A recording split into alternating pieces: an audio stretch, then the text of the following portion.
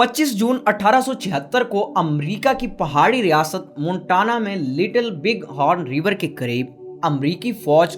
और red Indian कबाइल के दरमियान एक फैसला कुन जंग लड़ी गई थी, जिसे लिटिल बिग हॉर्न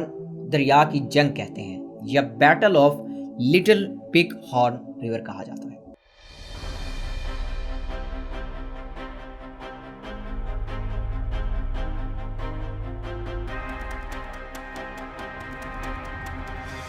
जिसमें अमेरिकी फौज 700 घुड़सवारों पर मुश्तमिल थी, जिसकी क़यादत मशहूर अमेरिकी जनरल जॉर्ज आर्मस्ट्रॉन्ग किस्टर कर रहा था, जबकि रेड इंडियंस की तादाद अमेरिकी फौज के घुड़सवारों से 4 गुना ज़्यादा थी, यानी कि 2500 रज़ाकार, जिनकी क़यादत उनके 2 मायानाज और तजर्बाकार सरदारों सिटिंग बुल और क्रेजी हॉर्स के पास थी।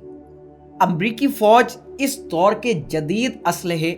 यानी कि रिवॉल्वर और कार्बाइन राइफल से लैस थी, जबकि रेड इंडियंस के पास आतिशी असला नहीं था। वो सिर्फ तीर, कमान, नेज़ों और उनकी एक जंग करने वाली रिवायती भारी कुल्हाड़ी, जिसे उनकी ज़बान में टिमाहॉक कहते हैं, उनसे लैस थे, जो कि अमेरिकी फौज के जदीद आतिशी असलहे के मुकाबले में बिल्कुल फरसूदा और नाकारा थे। लिहाजा इन तमाम हकाइक को सामने रखते हुए रेड इंडियंस क़यादत ने यह फैसला किया कि चूंकि इस ज़माने में इस इलाके में अमेरिकी जंगली सांड, जिन्हें बाइसोन्स कहते हैं, बहुत ज़्यादा तादाद में पाए जाते थे, इनके एक पूरे रेवड़ को हाँक कर अमेरिकी फ़ौज के पड़ाव तक ले जाया जाए, जो कि अचानक इनके घोड़ों पर हमला करके इनके घोड़ों को अपने मजबूत और नोकेले सींगों से चीर फाड़ कर रख दें और अपनी भारी भरकम टांगों से उनको कुचल कर रख देंगे, जिससे उनके घोड़े मर जाएंगे और घोड़ों के खात्मे के बाद पैदल फौजियों पर वार करना बहुत आसान हो जाएगा,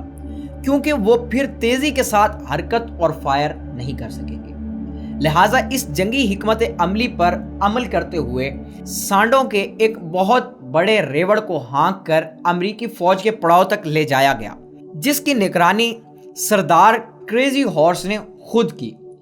और फिर बड़ी होशियारी के साथ रेड इंडियन सांडों के रेवड़ को हाँक कर अमेरिकी फौज तक ले आए।